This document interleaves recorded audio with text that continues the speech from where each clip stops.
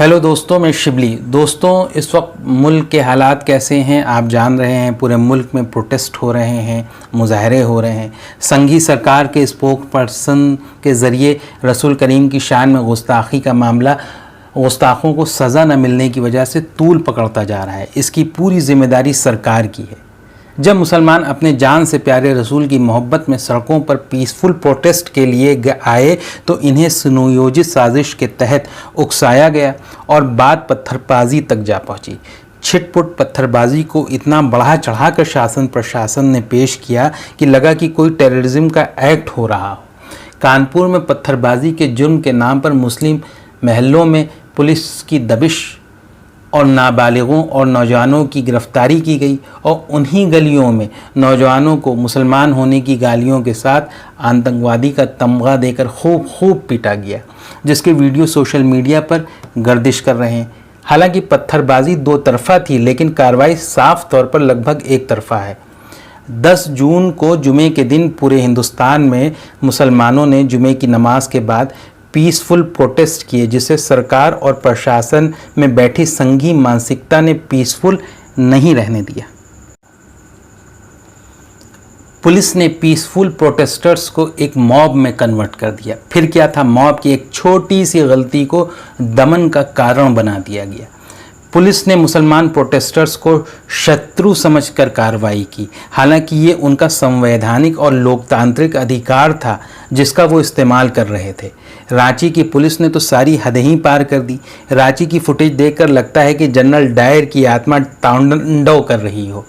यही सूरत हाल यूपी में भी जगह जगह देखने को मिली, जहां लखनऊ, फिरोज़ाबाद, अंबेडकर नगर, मुरादाबाद, सहारनपुर, इलाहाबाद, हाथरस, अलीगढ़, जालौन वगैरह वगैरह शहरों में हर जगह मुजाहरे किए गए। लेकिन इन मुजाहरों को पुलिस ने जो है एक गुनाह समझ लिया, एक जुर्म समझ लिया। नतीजे में फिरोज़ाबाद में 13 गिरफ्तारियां हुई, अंबेडकर नगर में 28 लोग गिरफ्तार किए गए, मुरादाबाद में 27 लोग गिरफ्तार किए गए, सहारनपुर में 64 लोगों को गिरफ्तार किया गया, इलाहाबाद में खूब लाठियां चली और खूब दमन किया गया और 68 लोग गिरफ्तार किए गए। हाथरस में 50 लोग गिरफ्तार किए गए, अलीगढ़ में 3 गिरफ्तार किए गए और जालौन में 2 लोग।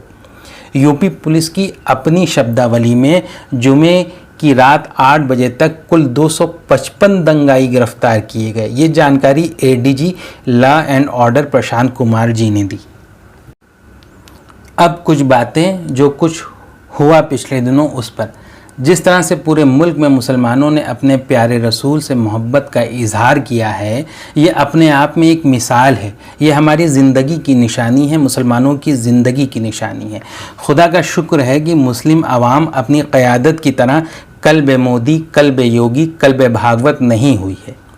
दोस्तों, हमें कुछ बातें समझनी चाहिए। हमारा दुश्मन स्ट्रेटजी के साथ कैलकुलेटेड मूव करता है और आप जानते हैं, हमारी कल्ब गांधी, कल्ब नेहरू क़यादत ने हमें पिछले 75 सालों में एक भीड़ बना दिया है, बल्कि भेड़ कहना ज़्यादा सही होगा।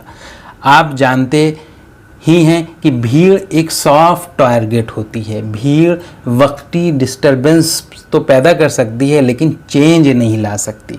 हमें इस बात को भी समझना चाहिए और अच्छी तरह से समझ लेना चाहिए कि हमारा दुश्मन संघ एक डीप स्टेट था और है, ये स्टेट के पैरेलल है, लेकिन अब संघ ने स्टेट को हाईजैक कर लिया है। अब स्टेट मशीनरी और स्टेट के इंस्टीट्यूशंस का रिमोट संघ के हाथ में है। ऐसे में हमारा हर कदम कैलकुलेटेड होना चाहिए, स्ट्रेटजी के साथ होना चाहिए। किसी भी हालत में कानून को हाथ में नहीं लेना चाहिए। हमें भीड़ से संगठन की तरफ बढ़ना चाहिए। संघ की शक्ति संगठन का नतीजा है, भीड़ का नहीं। हमें हिंदुओं में संगठन की तहरीक की बारीकी से स्टडी करनी चाहिए। किसी भी हालत में हमें अपनी कम्युनिटी के मोरल को नहीं गिरने देना चाहिए। हमें मल्टी फ्रंट कंस्ट्रक्टिव कामों को करने के लिए लोगों को और अपने आप को आमादा करना चाहिए।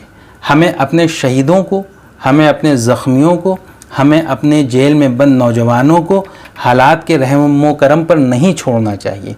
इनके लिए हमें इंडिविजुअल नहीं कलेक्टिव एफर्ट्स करने चाहिए कम्युनिटी स्केल पर। अब एक बात रसूल करीम सल्लल्लाहु अलैहि वसल्लम की शान में गुस्ताखी पर। रसूल करीम सल्लल्लाहु अलैहि वसल्लम की शान में गुस्ताखी ने 1920 से लेकर 1945 के बीच एक फ़ैशन का रंग ले लिया था। हमें इस दौर की तारीख़ को देखने की ज़रूरत है कि इस फितने की सरकोबी किस तरह की गई। तारीख़ हमारे लिए सबक की हैसियत रखती है और हमें तारीख़ से ही सबक लेना चाहिए। दोस्तों, हमारे दुश्मन ने हमारे ख़िलाफ़ एक जंग छेड़ रखी है। इस जंग को हमें समझना चाहिए। हमें इस जंग को दुश्मन के मैदान में जाकर नहीं लड़ना चाहिए, क्योंकि दुश्मन वहाँ मुस्तैद है और पूरी तैयारी की हालत में है। ऐसी सूरत में हमारा ही नुकसान होगा। हमें इस बात को समझना चाहिए।